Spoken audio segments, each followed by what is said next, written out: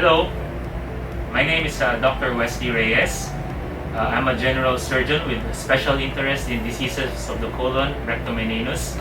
I have a clinic here in Davao Doctors Hospital, room 206. So for this month, we are currently having our Colorectal Cancer Awareness Month. So in light of this, I will be answering some frequently asked questions about colorectal cancer.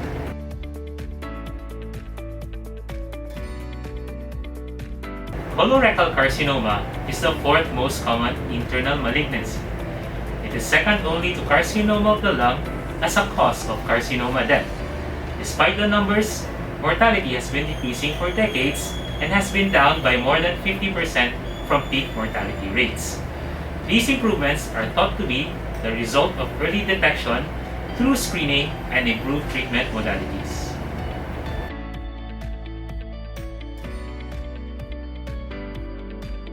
Signs and symptoms may include, but not limited to, bleeding per rectum, difficulty passing stools, sensation of incomplete evacuation, and pelvic pain when defecating. Patients may also be asymptomatic.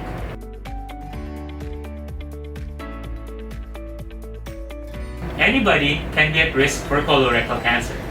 However, there are those who are high risk, including those with a family history of colorectal cancer. That is why recommendations are different for the general population and the high-risk group. Yes, it can be prevented through early detection and screening, the most effective of which is colonoscopy, wherein a long flexible scope is inserted per anus to visualize the colon and rectum.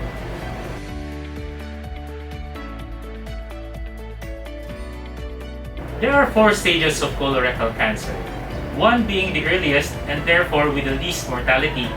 Stage 4 would be the most advanced and would involve other organs like the lungs and liver. All stages have treatment protocols, however, and that would include stage 4 cases. Moreover, a number of stage 4 cases can still have curative treatment options depending on the severity. Bottom line, treatment is individualized whatever the stage.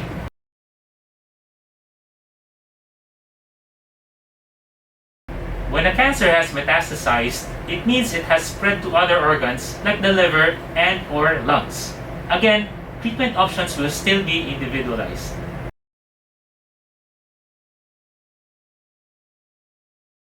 There are a number of screening options available.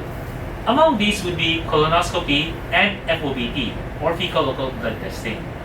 Colonoscopy would be the best since it can visualize the intestinal tract as well as remove any suspicious polyp, thereby preventing it from becoming cancer.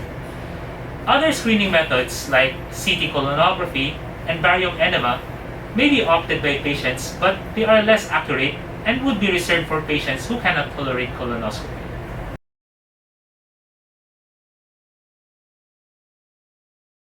Once somebody has colorectal cancer, there are no specific food groups which you need to avoid. For one, it's already there. So stopping a certain food group like red meat and charred portions of barbecue will not reverse the process. As with other cancers though, they require glucose to survive. So you may want to cut off on sugars. But again, this would not really reverse the process. So I think the question really here is, when do you avoid certain food groups? Better avoid them while you don't have the disease. This is true not just for colorectal cancer, not just any cancer but for the general health condition of an individual.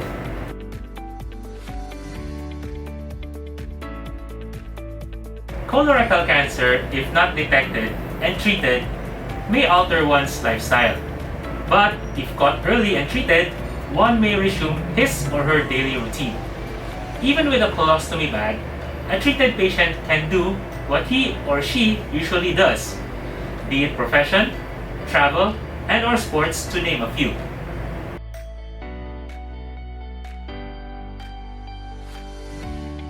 During treatment, a patient may see more than one physician. The initial physician might be a family doctor who would recommend you to see a specialist. An endoscopist is usually from our friends in internal medicine gastroenterology who do the colonoscopy. A pathologist would read the biopsy slides, while a radiologist would read your CT scan and/or MRI. A surgeon would decide what type of surgery you would need and when would be the best time to schedule it. One might also see a medical oncologist for possible chemotherapy and a radiation oncologist for possible radiation therapy, depending on the case. Take-home message. Yes, colorectal cancer is scary, but doing nothing is even scarier. Some would probably think that if one gets it, then so be it. But we have to remember also that the best gift we can give to our family and loved ones is our health. So do consider screening when you reach the age of 50. Or if you have risk factors like family history, you can have them earlier. If you do have symptoms, do go to your trusted doctor, who will then refer you to the appropriate physician if needed. Thank you and stay safe.